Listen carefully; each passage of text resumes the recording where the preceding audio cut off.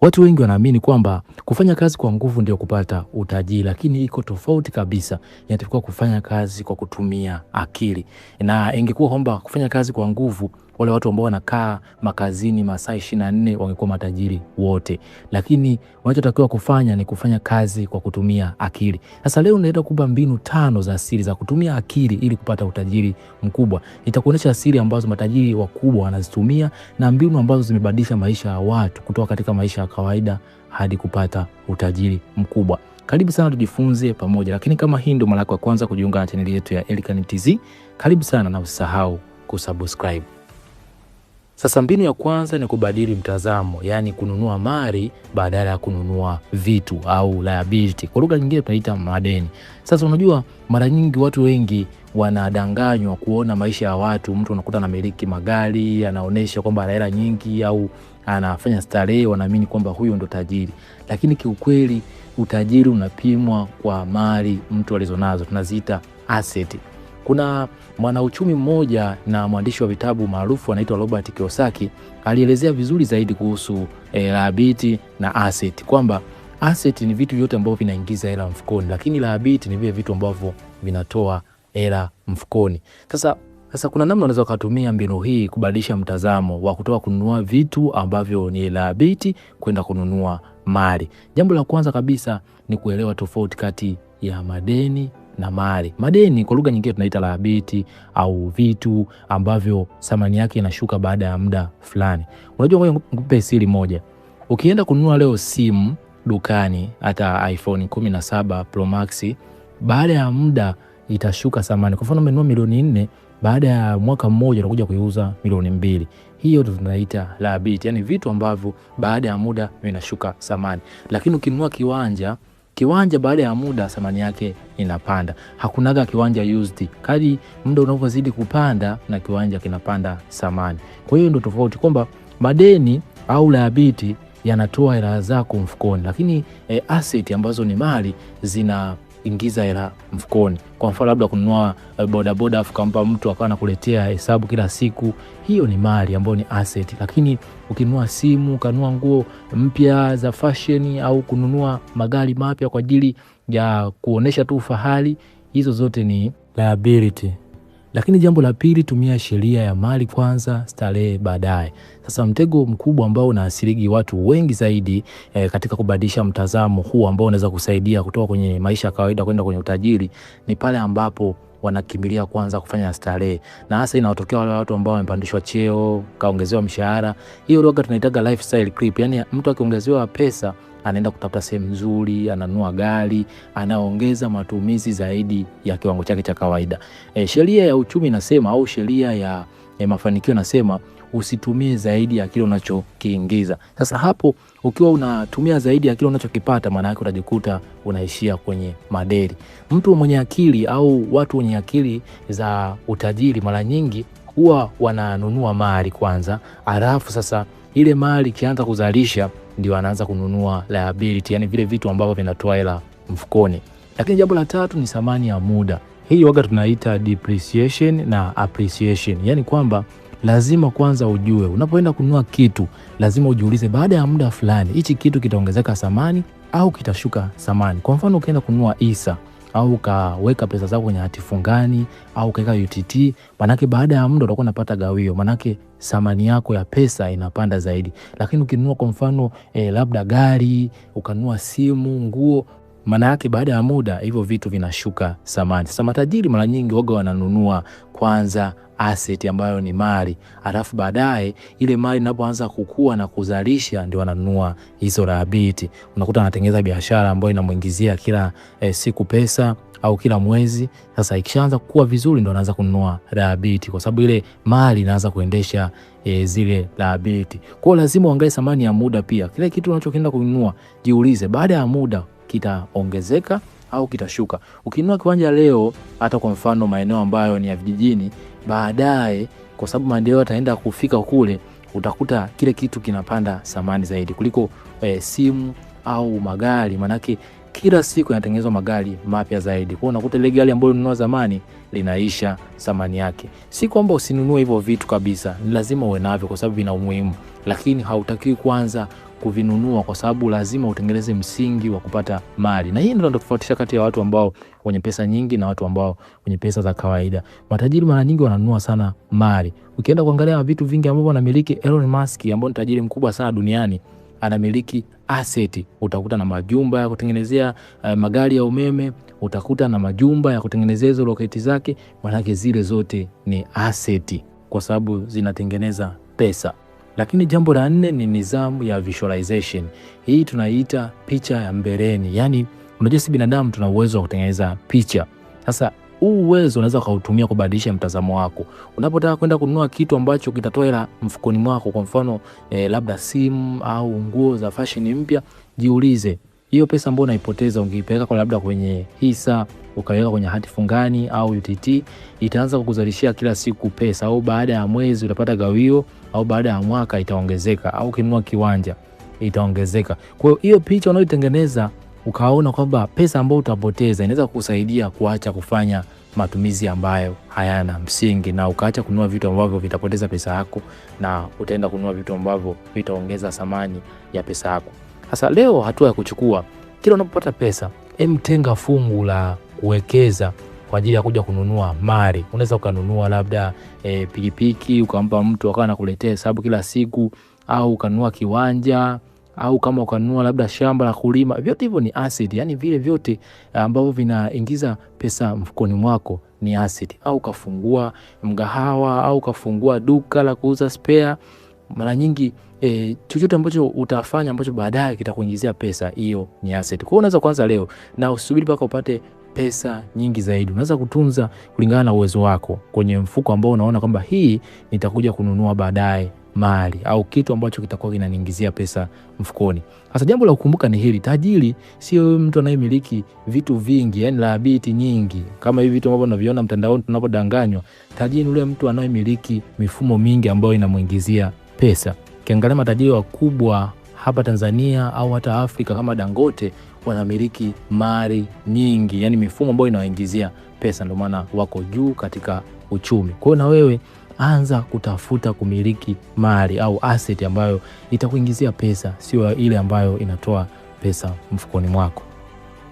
Sasa mbinu ya pili ni kutumia kanuni ya elimu maalum. Hii tunaiita specialized knowledge. Sasa hii kanuni ina umuhimu sana katika dunia ya sasa. Unajua dunia ya sasa ina ushindani mkubwa zaidi, na watu wengi ambao wanawini katika masoko ya sasa ni wale watu ambao wako tofauti na wengine, kwa sababu ukiangalia dunia ya sasa watu wengi ni wataalamu. Sasa kinachokutofautisha na wataalamu wengine, lazima uwe na kitu cha tofauti na watu wengine. Dunia ya sasa watu wengi wanaamini kwamba kufanya kazi kwa bidii ndio unapata pesa, lakini hiyo haishii hapo. Lazima uwe na uwezo wa kutoa thamani. Unaweza kuwa madaktari mmekaa hapo wengi, au walimu, au watu wote mwenye utaalamu fulani, lakini lazima mtaulizwa, wewe unaweza kufanya kitu gani tofauti? Hata sasa hivi waajiri wanakuuliza, wewe sawa, unaomba kazi hapa, una kitu gani cha tofauti ambacho unaweza kusaidia ili kampuni?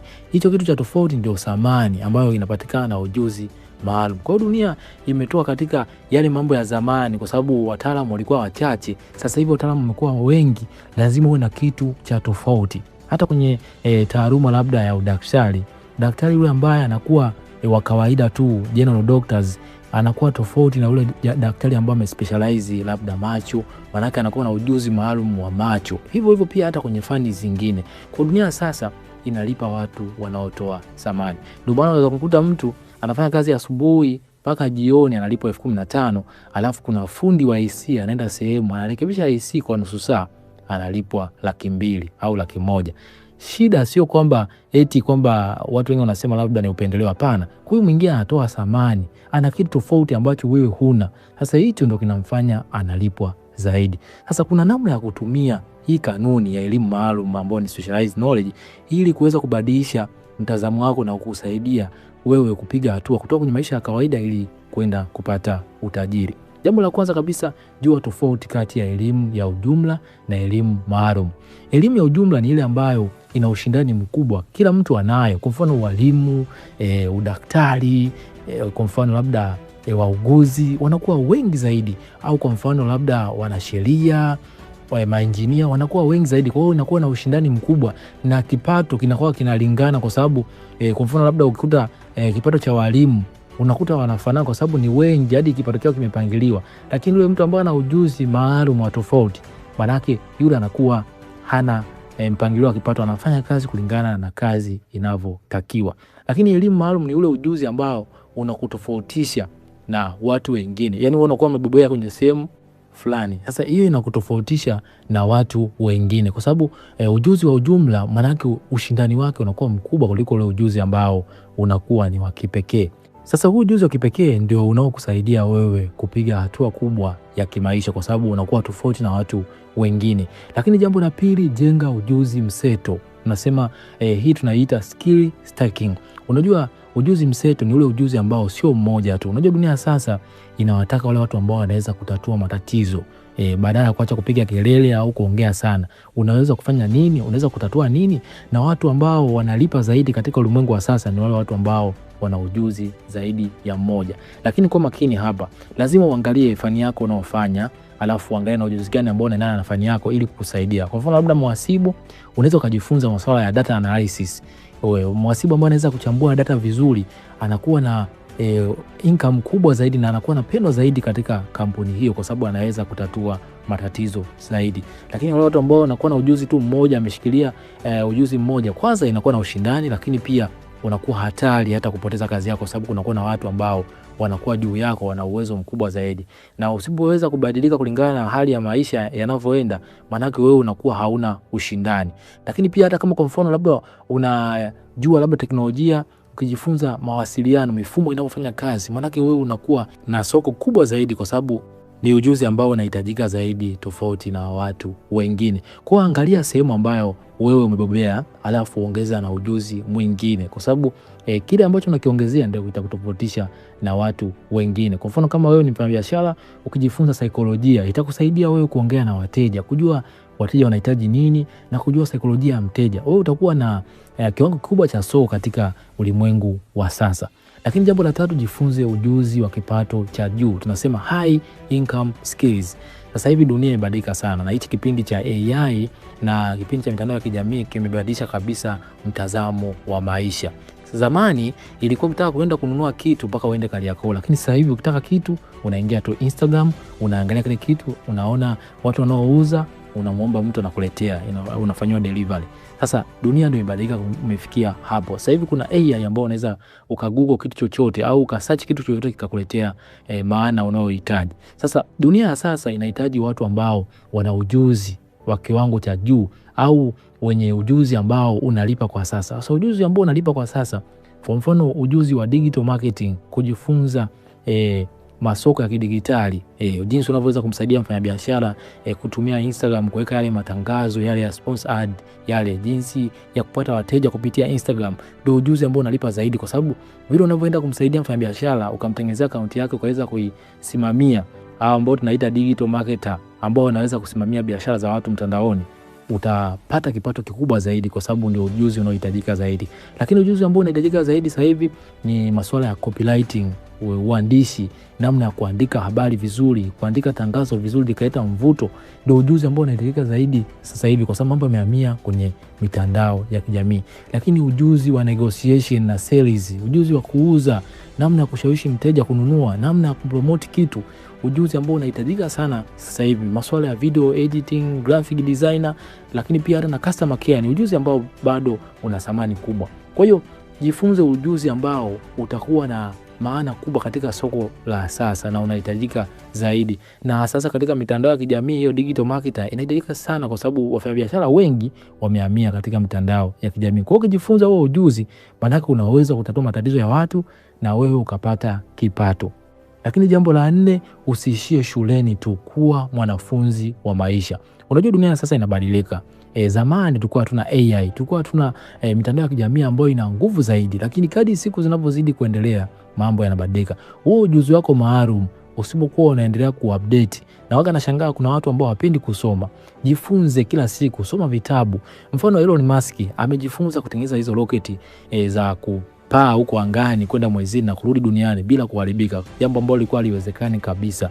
Hawa wanasayansi wa NASA walikuwa wanatengeneza roketi zao, zikienda zinaharibika, maana yake wanabidi watengeneze nyingine tena.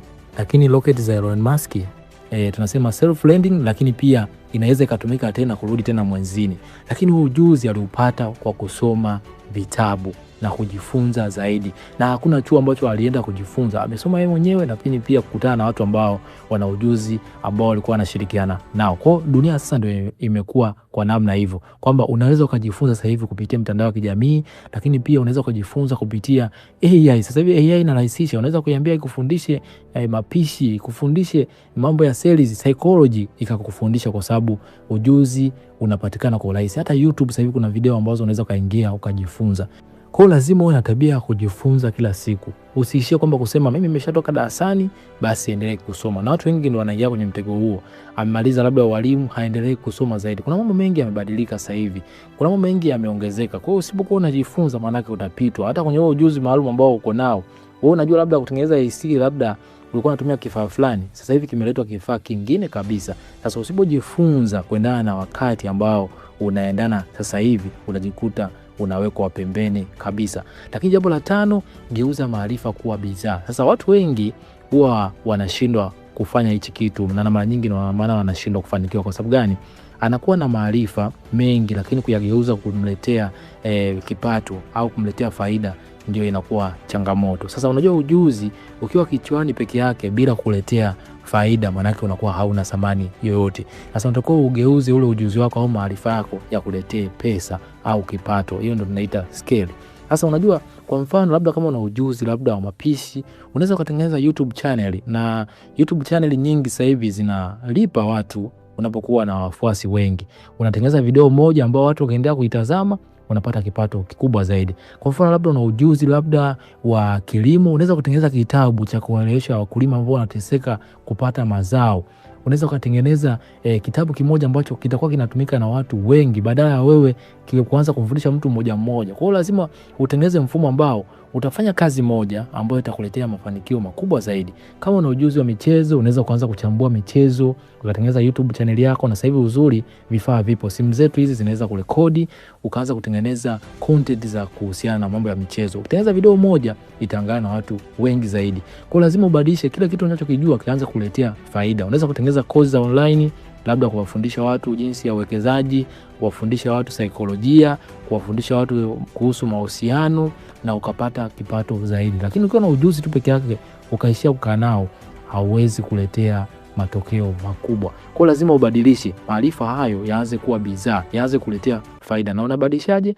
Unaweza kutengeneza course za online, unaweza kutengeneza video ambazo ni content creation, na baadaye watu wanaweza kukutafuta na ukafanya consultation, au ukatengeneza vitabu ambavyo watu wakiendelea kusoma unapata kipato. Kwa dunia sasa imebadilika zaidi. Sio kama zamani paka labda uende kwenye television fulani ndio unaongea unasikika. Sasa hivi tu uko na simu yako ukatengeneza video ikawa na thamani kubwa, watu watasikiliza na wataheshimu na watakuja kuomba kitu kutoka kwako ambacho labda ni vitabu au kozi, na wewe kupitia kuwapatia hicho kitu unaweza kaingiza kipato na ukabadilisha kabisa maisha yako.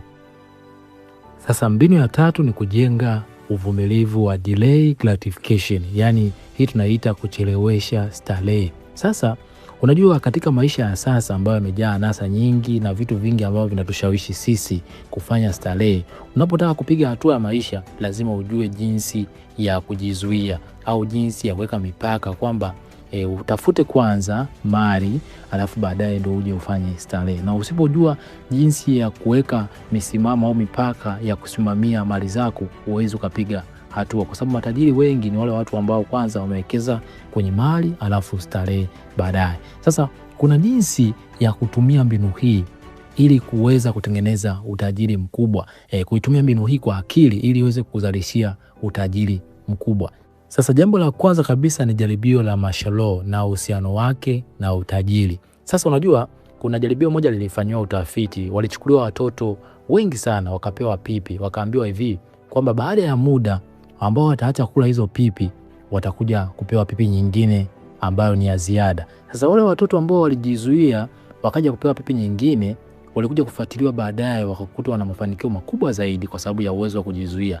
Lakini wale watoto ambao walikula zile pipi na wakawa wamevunja ile sheria ambayo wameambiwa, walikuja kufuatiliwa baadaye wakawa na maisha ya chini kabisa kwa sababu ya kutokuwa na uwezo wa kujizuia. Sasa ikaja ikazilika kwamba ile namna ya uwezo wa kujizuia, kwamba kuchelewesha kwanza kutumia vitu vyao kwenye starehe ili kuja kupata vitu vikubwa zaidi, inaweza kukusaidia wewe kupiga hatua kubwa zaidi. Utajiri sio kwamba kila kitu ambacho kinapita mikononi mwako ni kukitumia kwenye starehe. Ni ile hali ya kuwa na udhibiti kwamba sasa hivi inabidi nitafute kitu fulani ambacho kitakuwa kama mali ambao baadaye kitakuja kunisaidia mimi baadaye. Kwa asilimia kubwa watu wengi wanapata pesa nyingi, na mara nyingi pipi ya watu wa sasa ni kama mshahara unaopewa au bonasi au kitu chochote ambacho unapewa ambacho kitakuwa na faida kwako, sana sana kipato au pesa. Sasa usipojua jinsi ya kukidhibiti na ukipangilia vizuri ili kuja kupiga hatua baadaye, huwezi ukapiga hatua. Ndio maana hata vijijini wanakuwa na mahindi ambayo wanatunza ili baadaye kuja kupanda tena kwa mwaka unaofuata. Sasa wakila yote hadi mbegu, manake hauwezi kupiga hatua. Kwa hiyo angalia kwenye maisha yako, pesa unazozipata unakula vitu vyote hadi mbegu, manake mbegu hiyo ndio itakusaidia kupanda ili kuja kupata mazao mengine. Kwa hiyo anza kujifunza kudhibiti kwanza starehe. Na kanuni nzuri zaidi ambayo inaweza kukusaidia kudhibiti starehe, jiulize hichi kitu ambacho nitakinunua sasa kitakuwa na faida gani baadaye. Lakini jambo la pili, shinda uraibu wa dopamine ya muda mfupi. Sasa hili jambo limekaa kisaikolojia zaidi. Unajua sisi binadamu tunapopata pesa tukaenda kununua vitu, wakati tunazalisha kemikali ya dopamine ambayo inatupa furaha, na ndio maana hiyo inakuasimu na unatamani tena kununua tena. Ukipata pesa unaenda kununua tena. Yaani ni kama psychological trick, yani ni mfumo ambao unakuasili wewe bila hata kujua, kwa sababu ukishatengeneza mazingira ya kupata dopamine, ile hali ya kujihisi vizuri na kuwa na furaha, na mara nyingi ukinunua kitu unajisikia vizuri, so inaanza kutengeneza mazingira ya wewe kufanya ukanunue tena ili kupata ile hali. Kwa sababu mara nyingi si binadamu tunapenda kukimbia. Hii ni saikolojia, kukimbia matatizo na kutafuta furaha. Hiyo ni saikolojia ya binadamu. Kwa ile hali inakuwa inakuasili tena uje uifanye. Sasa ukitaka kuizuia hii hali, kuna mbinu nzuri. Kama unataka kwenda kununua kitu ambacho unaona hakina faida baadaye kwako, unaweza ukatumia kanuni ya masaa 72 ambayo ni siku 3 kabla kwenda kununua labda simu ambayo unaona haina msaada kwako. Lakini kuna wengine wanatumia simu kama kutengenezea content, hiyo ina faida. Yaani kitu chochote ambacho kinakuletea faida kwako, hiyo sio hasara. Unatakiwa usubiri masaa 72. Chochote ambacho unaona kwamba hakina faida kwako, subiri masaa 72. Utakuja kugundua kwamba hicho kitu hakina umuhimu mkubwa zaidi, na hapo utakuwa na uwezo wa kujizuia. Kwa hiyo ili kuzuia hiyo hali ya uraibu wa dopamine, yani ile hali ya kutaka wewe kufanya kitu ili ujisikie vizuri, unaweza kusubiri masaa 72 na hiyo hali itapotea kabisa. Lakini jambo la tatu, jenga taswira ya wewe baadaye, yani future self. Unajua watu wengi wanafanya mambo bila kuangalia baadaye, wanaangaliaga sasa. Lakini njia nzuri ya kusaidia wewe kutumia kanuni ya delayed gratification ambayo ni instant gratification, matokeo ya muda mfupi au starehe ya muda mfupi, ni kutengeneza picha ya baadaye. Jiulize, unapotaka kufanya kitu ambacho hakina thamani kwa sasa, jiulize hiyo pesa unayoipoteza baadaye kuiwekeza kwenye hisa au UTT itakuletea faida kiasi gani, na hii ambayo unaweka sasa hivi itakupotezea kiasi gani. Na mara nyingi utakuja kujishukuru baadaye, baada ya miaka 5, hiyo pesa unayoitumia leo vibaya. Kwa hiyo angalia baadaye pia, usiangalie tu sasa. Wengi wanaangalia sasa na wanashindwa kuangalia baadaye. Ukijiangalia wewe wa baadaye wa miaka 10 au 5, itakusaidia wewe kupoteza huo muda wa kupoteza pesa ambazo kwa sasa ungeziweka zingekuja kuletea matokeo makubwa zaidi. Baadaye unaweza kuja kujishukuru kwamba ile pesa ambayo ungeitumia vibaya leo baadaye inaweza kuletea matokeo makubwa na faida kubwa zaidi. Lakini jambo la 4 ni nidhamu ya bajeti ya furaha. Sasa unajua lengo la mafunzo haya sio kwamba eti kabisa usifanye starehe. Na unakuta watu wengi kwa sababu ya kutokuelewa wanaamini kwamba ili kutengeneza budget ni kwamba kujitesa. Hapana, sio hivyo. Budget ni kujua namna gani ambayo pesa yako itaenda na itatumikaje. Kwa lazima utengeneze budget kwamba hii pesa itakuwa ni ya starehe, na ikiisha hapa basi sitatumia tena. Kuna video yangu nishafundisha jinsi ya kutengeneza budget. Kuna kanuni ambayo inatumika dunia nzima ni kanuni ya 50-30-20, lakini unaweza kuiadjust kulingana na mahitaji yako. Lakini kwenye hiyo kanuni 30% ndio unatakiwa ufanye starehe. Sasa unaweza kuipunguza au kuiweka hivyo hivyo kulingana na mahitaji yako, lakini itakuwa isizidi 30. Sasa hii inakuwaje? Kwamba katika kipato chako lazima utengeneze budget ya kununua vitu ambavyo ni vya muhimu kwa mfano nguo, labda vile vitu ambavyo unaona kwamba vinakufanya nayo pia uonekane binadamu ambaye unaishi, lakini visizidi zaidi. Kwa hiyo lazima utengeneze budget ambayo utakuwa umeiweka na utaisimamia, lakini pia usijibane sana kupitiliza kawaida. Lazima uwe na budget yako ambayo umeiweka, na ikizidi hapo manake huwezi kuendelea zaidi. Lakini jambo la 5 ni zawadi ya compound interest. Tunasema riba mseto au riba mnyumbuliko. Sasa hii waga ni mara nyingi ina nguvu sana, kwa sababu mara nyingi huwa inacheza na muda. Yani kadri unapozidi kuwekeza kwa muda ndipo unakuja kupata faida kubwa zaidi, kwa sababu hapa tunaangalia muda ambao utatumia kuwekeza. Unajua muda ndio kila kitu katika maisha ya sasa. Pesa unaweza kuipata, lakini muda hauwezi kurudi nyuma. Sasa ukianza kujizuia kupata starehe kwa sasa na hiyo pesa ukaitengeneza kwa ajili ya uwekezaji, baada ya muda utakuja kupata mafanikio makubwa zaidi. Hiyo ndio inaitwa compound interest. Yani unatengeneza pesa yako alafu unaiwekeza. Sana sana hata pia UTT wana mfumo huo kwamba kila baada ya mwezi au mwaka unakuwa unagawiwa. Kwa baada ya muda fulani, ule muda ambao ulitumia kuwekeza, pesa yako itapanda thamani kuliko hiyo pesa ambayo unaitumia kwa mambo ya starehe, manake itapotea na haitakuletea thamani yoyote. Sasa kuna kitu cha kujifunza ambacho kinaweza kukusaidia wewe kuchelewesha kufanya starehe na kuanza kuwekeza katika kupata mali. Ukiona unataka kwenda kununua kitu, alafu kitu huwezi kukinunua mara mbili. Yani kwa mfano labda simu, labda iPhone 17 Pro Max, huwezi kuinunua mara mbili, manake umeforce. Hiyo sio level yako. Kitu chochote ambacho unaweza kununua mara mbili na bado hakitikisi mfuko wako, manake hicho kiko kwenye uwezo wako. Lakini ukiona unaenda kununua kitu ambacho kikipotea au kikiharibika, huwezi tena kukinunua tena, manake hapo umeforce, iko juu ya maisha yako. Unaweza kutumia concept hii ikakusaidia kuchelewesha vitu ambavyo havina umuhimu kwako na kuanza kuwekeza kwenye vitu ambavyo vitakuletea faida baadaye. Sasa mbinu ya 4 ni kutumia nguvu ya networking, yani uhusiano na watu. Unajua watu wengi wanapuuzia mahusiano na watu, lakini ngoja nikupe siri rafiki yangu. Mahusiano na watu ndio yana mchango mkubwa wa wewe kusaidia kufanikiwa. Kwa sababu unajua dunia ya sasa ni ile hali unavyofahamiana na watu. Yaani unafahamiana na nani kuliko kile unachokijua. Kuna milango ambayo haiwezi kufungua kwa pesa tu peke yake wala kwa elimu, inafungua kwa mahusiano mazuri na watu. Kuna watu wanakaa sehemu si kwa sababu eti wana utaalamu mkubwa sana, ni kwa sababu tu wanafahamiana na mtu sehemu fulani. Kwa hiyo ukijua namna ya kutengeneza mahusiano mazuri, inaweza kukusaidia wewe kupiga hatua kubwa ya maisha na kuweza kupata utajiri mkubwa. Sasa kuna namna ya kutumia nguvu ya uhusiano na watu ili kuongeza utajiri katika maisha yako, kwa sababu ukiwa na mahusiano mazuri na watu inaweza ikakuletea mafanikio makubwa zaidi. Jambo la kwanza kabisa ni kanuni ya watu 5. Unajua asilimia kubwa watu 5 wanaokuzunguka ndio wanaamua maisha yako au kiwango cha maisha yako kilivyo, hata kipato chako au namna tabia zako zilivyo, na hii ipo kisaikolojia kabisa. Kwa mara nyingi kwa mfano ukuta rafiki zako labda ni watu wa kulalamika na wewe utajikuta unalalamika automatic.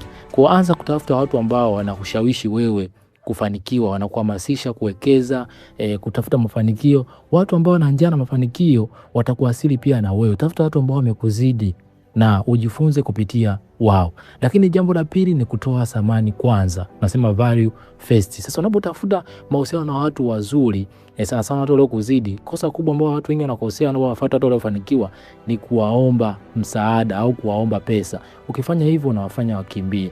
Kitu cha kwanza kabisa nitakuwa utoe thamani. Jiulize, ninapoenda kwa huyu mtu naenda kumpa nini?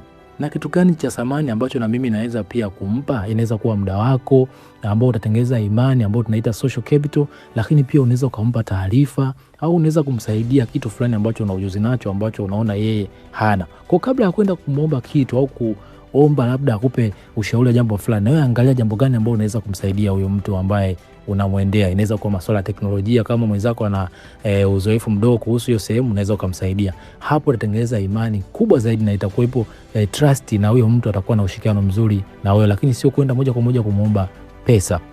Lakini jambo la tatu, tafuta mentors, yani walimu wa maisha. Sio kila jambo ambalo unalifanya lazima kwanza ukosee ndio ujifunze. Kuna watu ambao washapitia situation kama ya kwako. Tafuta watu ambao wamekutangulia kuhusu jambo lolote unaolifanya. Kama ni walimu, kuna walimu tayari washapitia hiyo fani. Jifunze kupitia wao, kwa sababu kuna makosa ambayo wewe utayafanya ambao wao walishayapitia na wakajifunza. Kwa ule muda ambao wewe utaupoteza kujifunza kupitia makosa, unaweza ukautumia huo kujifunza kwa watu ambao tayari washapitia. Kwa utafuta mwalimu ambaye anaweza akawa na uzoefu zaidi ya kwako, akakusaidia wewe kuvuka yale matatizo au maumivu ambayo yangekugharimu au kuchukulia muda. Lakini jambo la 4, tengeneza networking ya kimkakati. Tunasema strategic positioning. Unajua connection nzuri au mahusiano na watu huaga hayaji kwa bahati mbaya, yanatengenezwa. Unatakiwa uanze kutafuta sehemu ambao wao watu unaowahitaji wanapatikana. Nenda kwenye seminar, nenda kwenye magroup labda kwa mfano ya WhatsApp ambao wanajadili watu masuala ya mafanikio. Mle unaweza kupata watu ambao wanaendana na idea zako au mpango yako. Au nenda kwenye mafunzo mbalimbali, kule ndo unakutana na watu. Sasa watu wengi wanakosea, unakuta anatafuta mahusiano na watu wenye mafanikio, anaenda kwenye vijiwe. Kule utakutana na watu ambao obviously hawana hata malengo. Kwa hiyo utafuta sehemu ambao unaweza kuwapata watu ambao wanaendana na mipango yako. Usisubiri tu connection ikujie. Anza kwenda kwenye vikundi mbalimbali, seminar, mafunzo. Kule unakutana na watu ambao wana malengo kama ya kwako, wana mipango kama ya kwako. Kupitia watu watakuunganisha na sehemu muhimu zaidi. Kwa sababu mimi mwenyewe pia nishafanya kazi sehemu, sikupeka hata vyeti, ni mtu tu alinisemea. Kwa hiyo watu wana nguvu kubwa zaidi hata ya kwenda kunena sehemu ambayo hata pesa isingeweza kufanya hivyo. Kwa sababu dunia sasa inafanya kazi na wale watu ambao inawajua na kuamini na kuwapenda. Na ukiwa na mahusiano mazuri na watu, mtu anaweza kusemea kwenye kampuni fulani kwamba huyu mtu ni mzuri, na wale watu wanakuwa hawawezi kabisa kukataa kwa sababu wanakuwa wameunganishwa na mtu ambaye wanamwamini. Lakini jambo la 5, jenga jina lako. Tunasema reputation. Unajua hakuna kitu ambacho kina nguvu zaidi katika mahusiano na watu kama kuwa mwaminifu. Kile kitu ambacho unakiahidi kitimize. Ishi na watu bila kuwabagua kwa jinsia zao au vipato vyao, na timiza kile ambacho wewe umekipangilia. Unapokuwa na mahusiano mazuri na watu, inatengeneza brand na watu wanakuamini zaidi, kwa sababu dunia sasa inafanya kazi na wale watu ambao inawaamini na wale watu ambao inawapenda. Kwa hiyo unapokuwa na mahusiano na watu, unatimiza zile ahadi zako, unakuwa unafika kwa wakati, unafanya kazi zako kwa ubora, utajitengenezea nguvu ya kuaminika. Na ukishakuwa na nguvu ya kuaminika kwa watu, watu watafanya kazi na wewe na utapata mafanikio makubwa zaidi. Sasa mbinu ya 5 ni nidhamu ya muda na leverage. Sasa hii ndio sehemu ambayo inatofautisha kati ya watu ambao wanafanya kazi kwa nguvu na wale watu ambao wanafanya kazi kwa kutumia akili. Tunasema smart workers. Hawa watu wanaofanya kazi kwa nguvu tunasema ni hard workers. Unajua sisi wote tuna masaa 24. Sasa tofauti watu wanaofanya kazi kwa nguvu, maana yake wanafanya kazi kwa masaa mengi zaidi wakiamini ndio siri ya utajiri. Lakini siri ya utajiri ipo kwenye masaa ambayo unayafanya, lakini kila saa inakuletea matokeo makubwa, kwa sababu wote tuna masaa 24. Sasa masaa 24 hayo yote unayatumiaje ili kuletea matokeo yako katika maisha yako ya mafanikio? Sasa leo naenda kuonesha jinsi ya kutumia akili yako ili kupata leverage kubwa zaidi, yani matokeo makubwa zaidi ili upate mafanikio makubwa. Kwa sababu usipojua jinsi ya kutumia akili yako kubadilisha muda ambao unautumia kuleta matokeo makubwa, utajikuta unafanya kazi kwa kutumia nguvu na wala sio kutumia akili. Sasa jambo la kwanza kabisa nitakuwa uelewe maana ya leverage. Leverage ni kutumia nguvu kidogo ili kupata matokeo makubwa. Na kuna aina 4 za leverage. Leverage ya kwanza ni watu, tunasema labor, yani kuajiri watu wengine wa kufanyia kazi zingine. Unakuta kuna kazi ambazo wewe huwezi kuzifanya, kwa unaajiri watu wengine ili wakufanyie kazi ili biashara au mpango wako au jambo lako likue zaidi. Unakuta labda biashara yako imekuwa kubwa, kwa hiyo huwezi kuifanya wewe mwenyewe, lazima uweke watu ili ikue zaidi. Lakini leverage ya pili ni mtaji, tunasema capital. Hii ni kutumia pesa ili kuzalisha pesa nyingine. Na mara nyingi hapa unaweza kutumia hata pesa ya mkopo, lakini kwa makini, unapotumia mkopo ni kwenda kuendeleza biashara, sio kuanza biashara. Kwa hiyo ni kutumia pesa ili kwenda kuzalisha pesa nyingine. Ni kama uwekezaji ambao baadaye utakuletea mafanikio makubwa zaidi. Yaani unatumia nguvu kidogo ili kupata matokeo makubwa. Lakini leverage nyingine ni teknolojia na mifumo. Unaweza kutumia programu au mashine au internet kukusaidia kufanya kazi. Unaweza kutengeneza mfumo wa kuwaunganisha wafanyakazi ambao hata ukiwa haupo ule mfumo unaendelea kufanya kazi. Yaani unatumia nguvu kidogo unatengeneza mfumo mmoja au hata application ambayo itakuwa inafanya kazi na kukuletea matokeo makubwa zaidi. Hiyo ndio leverage, kwamba nguvu kidogo, matokeo makubwa. Lakini pia unaweza ukatumia leverage ya 4 ambayo ni maudhui, yani media. Unatengeneza kitu kimoja kama video, kitabu au miradi ya kidigitali ambayo baadaye inakuletea matokeo makubwa. Kwa mfano ukitengeneza kitabu leo, unaweza kukiuza kwa watu wengi zaidi kuliko kuendelea kufundisha mtu mmoja mmoja. Lakini ukitengeneza kitabu ambacho umeelezea mafunzo ya aina fulani au video ya kitu fulani, maana yake hiyo moja watu wataendelea kujifunza na kujifunza zaidi, hata wewe ukiwa umelala au ufanye shughuli hiyo au unafanya shughuli nyingine, maana yake watu wataendelea kujifunza. Hiyo ndio nguvu ya leverage. Sasa leverage ndio inatusaidia sisi kutoka kwenye ile mfumo wa kufanya kazi kwa nguvu kwenda kufanya kazi kwa akili. Kwa hiyo sasa katika ulimwengu wa sasa lazima ujue namna ya kutumia leverage, kwamba hii kazi ukiona kwamba labda inahitaji mtu, lazima uweke mtu. Kama inahitaji kuongeza uwekezaji, lazima uweke uwekezaji ili kuletea matokeo makubwa. Usipojua jinsi ya kutumia leverage, utajikuta unafanya kazi kubwa lakini matokeo madogo. Lakini jambo la pili, acha kuuza muda, anza kuuza thamani. Unajua tofauti ambayo inatofautisha watu ambao wamefanikiwa na wenye utajiri ni kwenye muda. Unajua sisi binadamu kila siku tuna masaa 24. Unakuta wewe kwa mfano umeajiriwa, maana yake wewe unapewa mshahara kulingana na muda unaofanya kazi. Lakini ukianza kuuza thamani, maana yake ile thamani unayoitoa haihesabiwi na muda, inahesabiwa na thamani ambayo unaitoa. Kwa mfano fundi labda wa AC au wa gari, anatengeneza gari kulingana na thamani anayoitoa, kwamba akitengeneza gari hata kwa nusu saa, maana yake utamlipa kulingana na ile thamani aliyoitoa, sio kwamba kwa muda ambao alitengeneza gari. Kwa acha kuanza kuuza muda. Zama za kuuza muda zimepitwa, anza kuuza thamani. Ukiuza thamani tayari utabadilisha kabisa mtazamo wa kufanya kazi kwa nguvu, utaanza kufanya kazi kwa akili. Lakini jambo la tatu ni sheria ya 80-20. Hii tunaita Pareto Principle. Sasa hii Pareto Principle ni sheria yenye nguvu sana na itakusaidia wewe kuacha kufanya vitu ambavyo havina maana kwako, kwa sababu inasema hivi: kuna vitu ambavyo ukivifanya vya 80% vinakuletea matokeo ya 20%, lakini kuna vitu ambavyo ukivifanya vya 20% vinakuletea matokeo ya 80%. Maana yake ni nini? Kuna vitu ambavyo tunavifanya sisi binadamu ambavyo havina hata mafanikio makubwa. Yaani unakuta uko busy na vitu ambavyo unaona hata havikuzalishi, lakini kuna vitu vichache au viwili vitatu ambavyo ukivifanya vinakuletea matokeo makubwa. Kwa hiyo utakuwa uache vile vitu vingine au uvifute au ugawie majukumu watu wengine wafanye. Wewe ufanye vichache ambavyo vinakuletea matokeo makubwa zaidi. Wewe unakuta mtu anakuambia niko busy, lakini ukiangalia ubizi alionao ni for nothing. Lakini kuna ule ubizi wa kutengeneza faida. Huo ndio una maana. Kwa angalia mambo machache ambayo ukiyafanya atakuletea matokeo makubwa. Lakini jambo la 4, jenga mifumo inayojiendesha. Nitakiwa utengeneze mfumo ambao hata kama haupo unaendelea kujiendesha.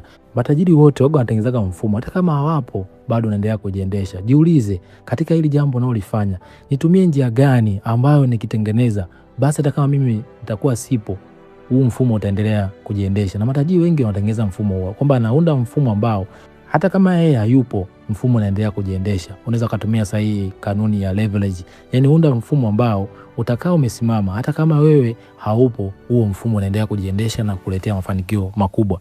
Lakini jambo la 5 ni nidhamu ya muda ya deep work. Unajua deep work ni ile nguvu ya kufanya kazi kwa muda fulani ili kusimamia mambo yako yaende kwa haraka.